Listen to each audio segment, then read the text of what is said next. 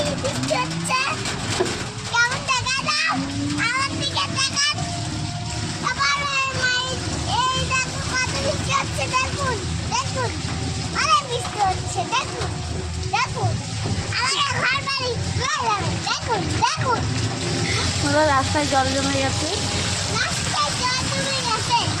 এখানে অনেক মাছ আসবে খাবো আমরা তোমরা খাবে আসো আসো